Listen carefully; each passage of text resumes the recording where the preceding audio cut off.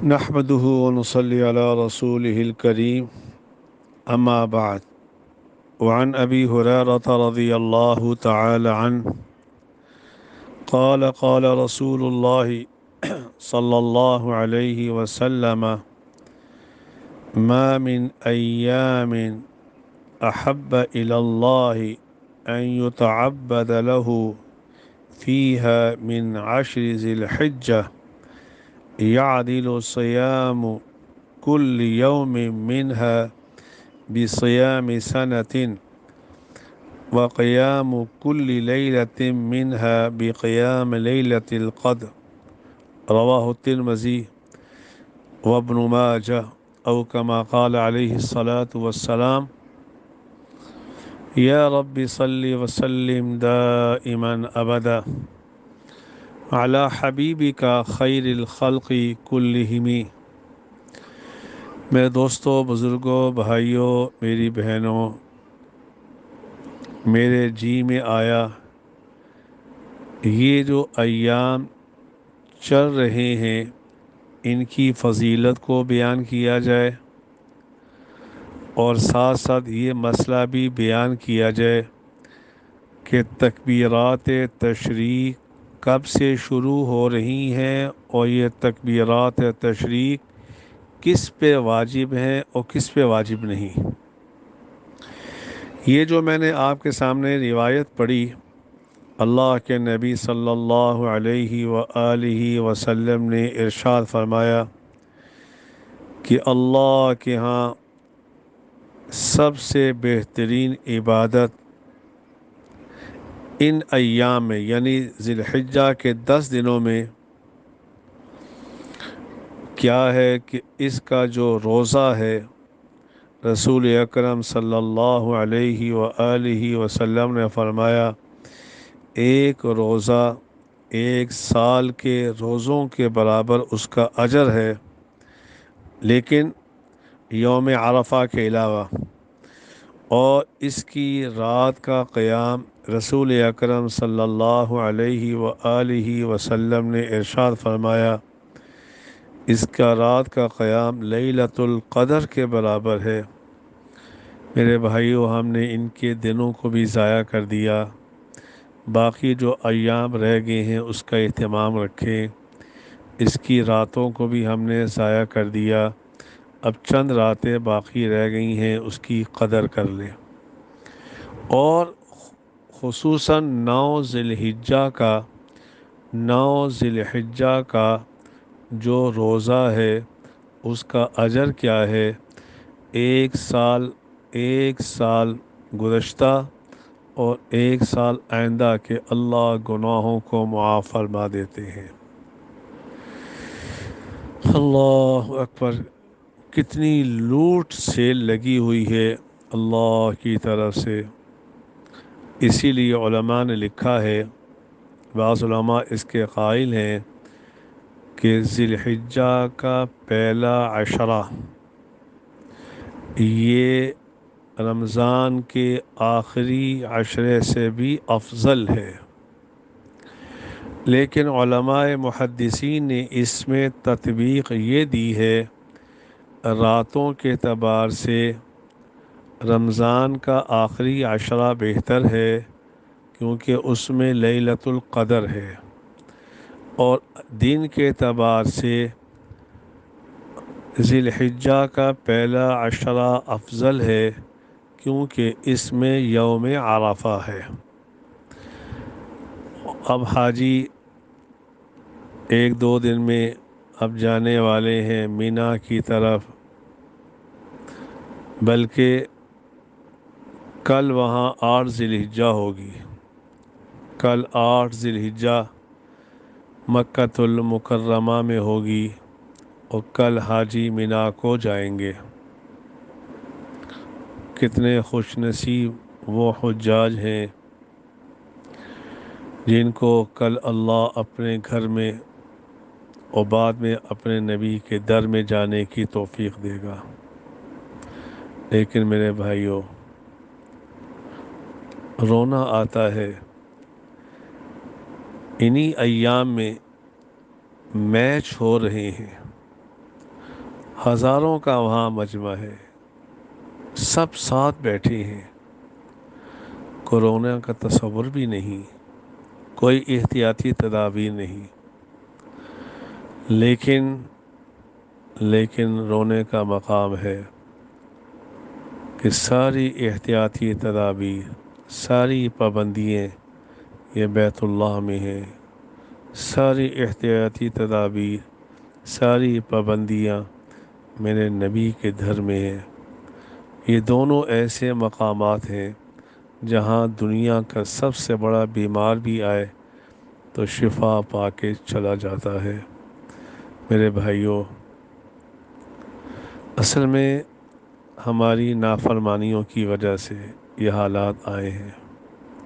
وہاں جا کے ہم رسول اللہ کے در پر تصویر کشی کیا کرتے تھے، ایک ہاتھ میں ہمارا جوتا ہوا کرتا تھا،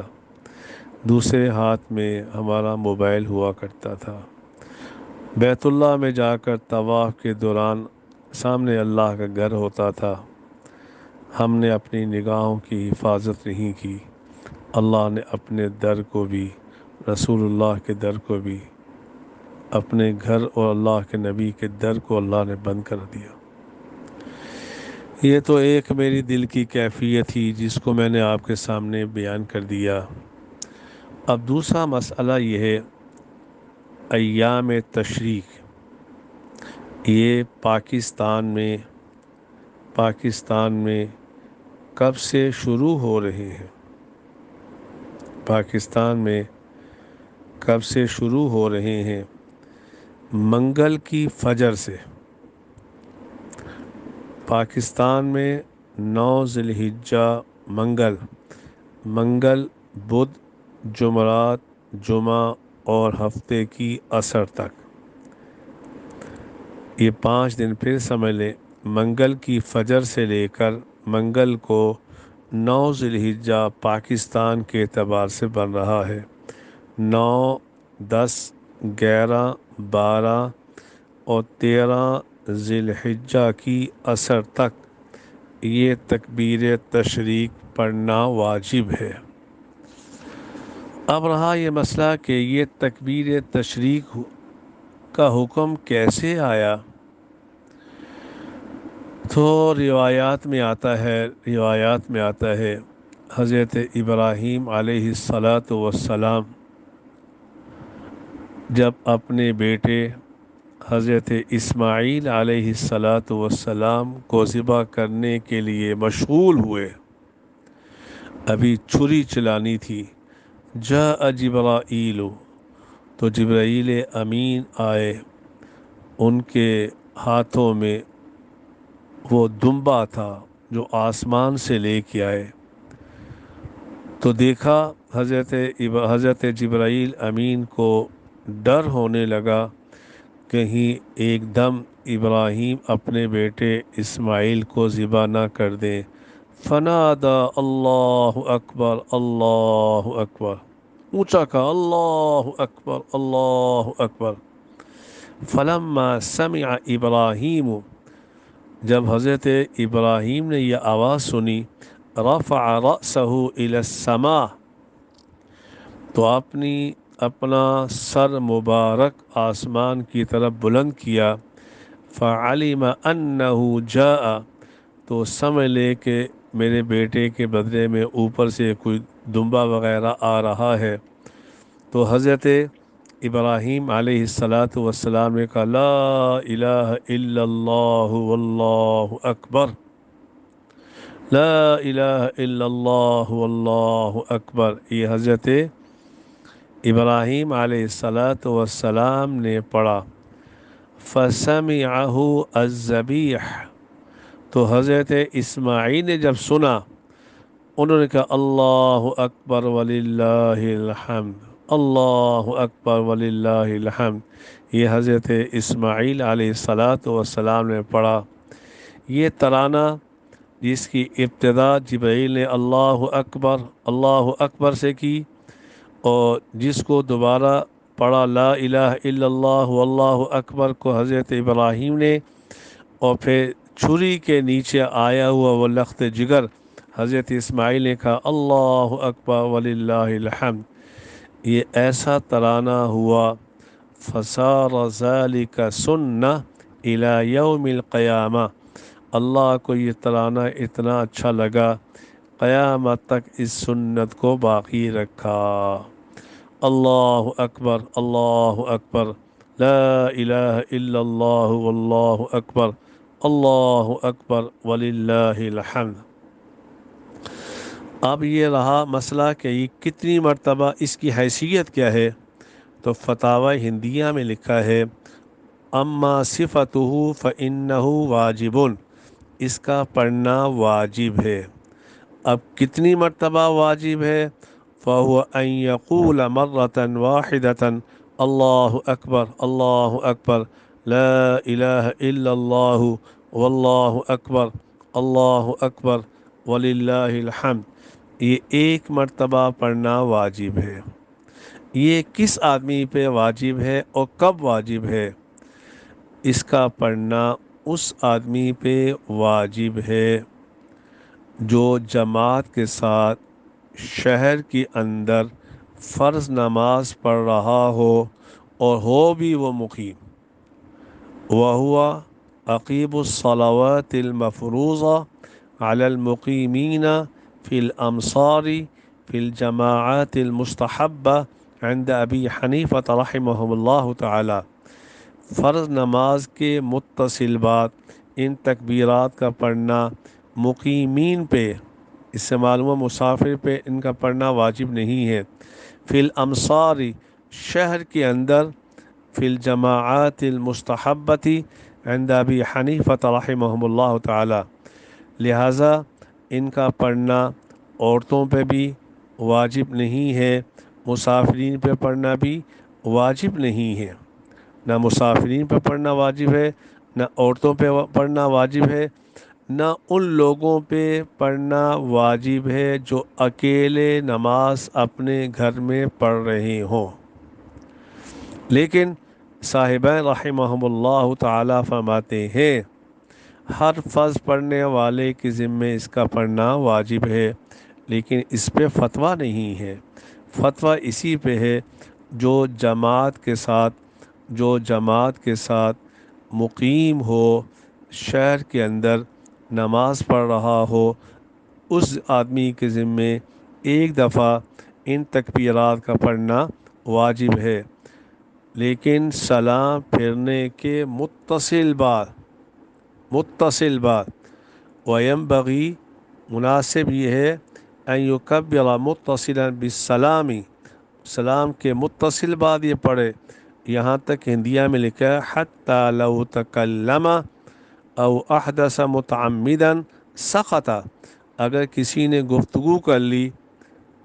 یا جان بوجھ کر اپنا وضو توڑ دیا وہاں بیٹھے بیٹھے پھر پڑھنا چاہے، اب اس کے ذمے سے وجوب ساقط ہو جائے گا، لیکن ان تکبیرات کا پڑھنا صلاۃ عید کے متصل کوئی واجب نہیں ہے۔ یہ اس لیے مسئلہ بیان کر رہا ہوں کہ آج کل لوگ کہہ رہے ہیں عورتوں کے ذمے بھی گھروں کے اندر ان تکبیرات کا پڑھنا واجب ہے، اسی طرح جو شخص گھر میں اکیلا نماز پڑھ رہا ہو اس کے ذمے بھی واجب ہے۔ امام ابو حنیفہ رحمہم اللہ تعالی کا فتویٰ یہی ہے کہ ایسے لوگوں پہ واجب نہیں ہے، اور اس کی وجہ رسول اکرم صلی اللہ علیہ وآلہ وسلم کی حدیث، رسول اکرم صلی اللہ علیہ وسلم نے فرمایا لا جمعۃ ولا تشریق ولا فطر ولا اضحى الا فی مصر جامع۔ تو میرے بھائیوں، یہ بڑے محترم ایام ہیں، ان کو ضائع نہ کرنا، اس میں اللہ کو یاد، یہ چلتے پھرتے ہمارا یہ ترانہ ہونا چاہیے، اللہ اکبر، اللہ اکبر، لا الہ الا اللہ واللہ اکبر، اللہ اکبر للہ الحمد۔ اللہ مجھے بھی آپ کو بھی ان باتوں پہ عمل کی توفیق عطا فرمائے۔ وآخر دعوانا الحمد للہ رب العالمین، الحمد للہ رب العالمین، الحمد